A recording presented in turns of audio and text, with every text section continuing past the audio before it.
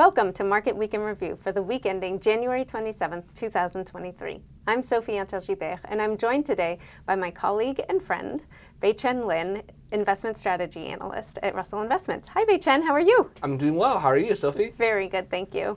I have been looking forward to this chat all week, I have to admit, especially because we've had a few interesting news items that I'm hoping we can get your take on. The first one being U.S. GDP growth number got released. Also looking at some recent PMI releases, and then the Canadian Central Bank has made some recent announcements and is going to be making some decisions.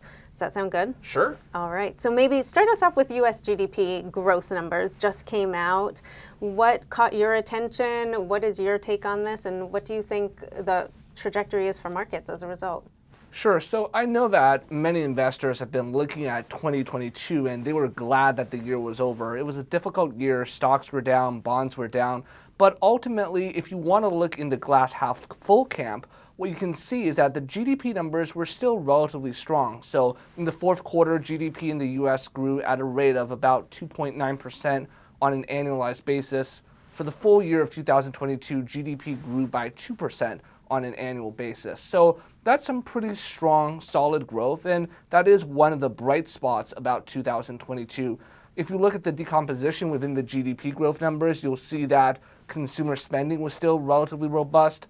But as we shift gears and start thinking about 2023, our outlook becomes a little bit less optimistic. So when you think about some of the leading data that is starting to roll in, some of the leading economic indicators, we are seeing more signs of softness. And ultimately, we still do think that the probability of having a mild recession in the U.S. is still relatively elevated for 2023.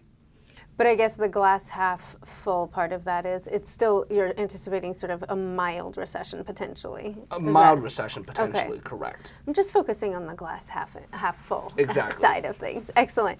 So we've got GDP growth numbers that maybe weren't quite as soft as we had been fearing. What about PMIs? Those were released earlier this week as well, or have been coming in. What are you seeing there? Does that corroborate the GDP growth story, or how are things looking? So that's always this tension between some of the more leading economic indicators like PMIs versus some of the lagging indicators like the labor market indicators.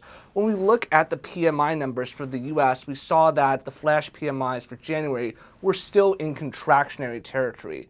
Now, for Europe, they did manage to come out of contractionary territory, whereas for the UK, they were also still in contractionary territory.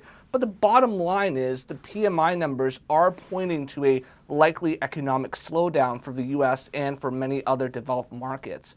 And that's one of the things that when you think about what has happened for the past few months, you see central banks across the world, the US, in Canada, they're all raising their interest rates. What will happen is that's going to slow down the rate of economic activity. And so it is perfectly normal to expect that the economy will ultimately soften a bit.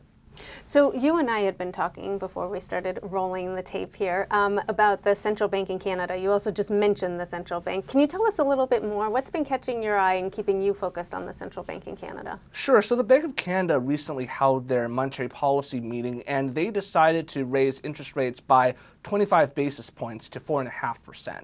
They also announced that they were going to take a pause after this because what happens is monetary policy works on a lag. So it's not like when you drive a car and you step on the brakes, the car slows down. With monetary policy, when you raise interest rates, it can take a while before you know what the full effect of that interest rate tightening is going to be. So ultimately, the Bank of Canada wants to pause and assess the conditions a bit.